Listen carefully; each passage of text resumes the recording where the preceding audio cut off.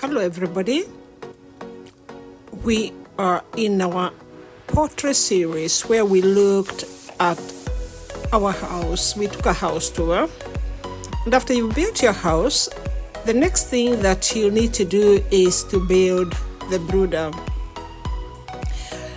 The brooder is actually like the mother of young chicks. When you start with commercial layers, you have 1-day-old chicks that don't have a mother. That means that you've got to make conditions that are exactly like the hen is lying on the chicks. That means you've got to give the conditions like the temperature and the airflow and usually the warmth. And this is why you need a brooder. Today we are going to look at how a brooder looks like and what you need to think when you are building your brooder. So here you're seeing a brooder, and this is a brooder that is going to take 2,000. No, sorry, not 2,000. We divided it into two, so we are going to take about 1,250 1-day-old chicks. And when you build your brooder, you put sawdust on the floor, and on top of that sawdust, you put brooder paper.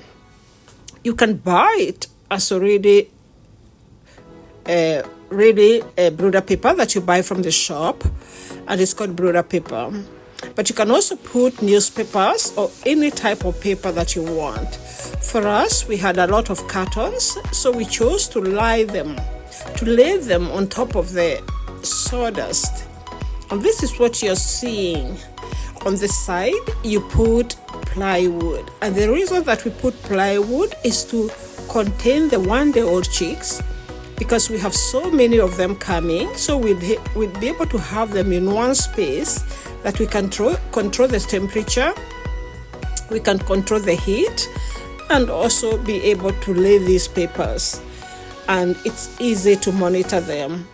And so we have 2 of these brooders, and each will take 1,250 chicks. One of the most important things in the brooder is the temperature. And the only way you can know the temperature is having a thermometer. And therefore you can have this simple thermometer that shows you the temperature on the floor. And you're actually measuring the temperature on the floor, not on the air, because the chick is so little that it's actually the temperature on the floor that affects it. That's why you have to lay down your thermometer on the floor like this. And you can have a few of them round so that you can check the temperature on different parts of the brooder. And in between you have your pathways where you will be walking as you give them food, as you read the temperatures, and as you keep water, and as you watch them. And so it's very important to build this brooder. The other thing is that as you make this brooder, you need to think of how you're going to have light. These chicks must have light 24 hours a day, all the time. And therefore, if you are in a place where the electricity is a bit of a problem, then you need to think of a solar system.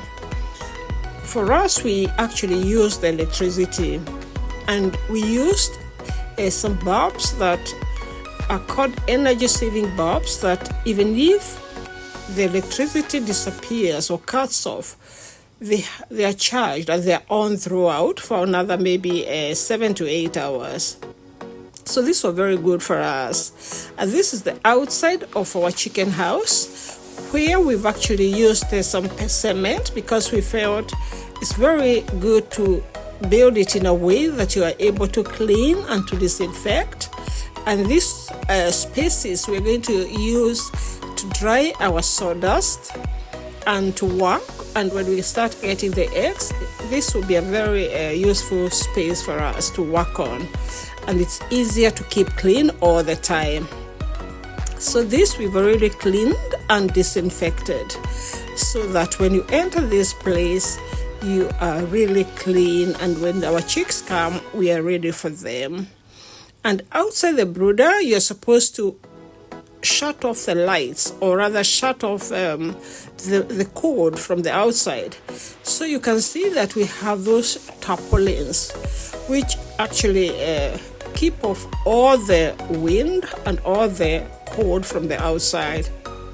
This is very important to prepare because it might rain, it might be windy, anything can happen, and so you have to be prepared to keep the very high temperatures that you're supposed to keep continuously for the first 1 week when your chicks arrive. And here we have a small ladder because our house is actually 2 stories, as you saw, and so even this one we have to disinfect it.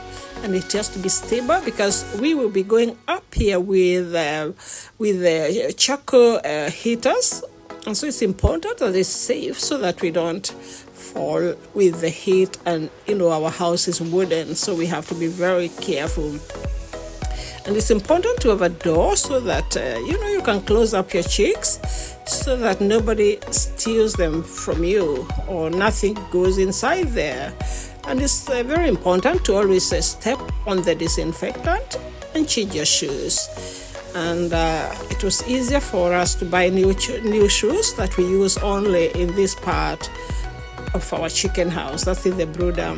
And so there you can see our brooder paper inside, because we had to make a small section where we shall be having the drinkers and the food and anything that we want to do on the side. So that's why we left a small space. And here we enter the brooder.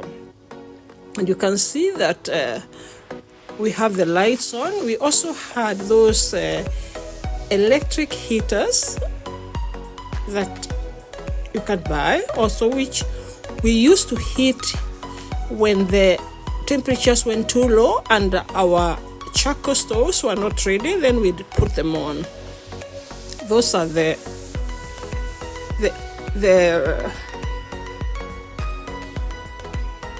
lights.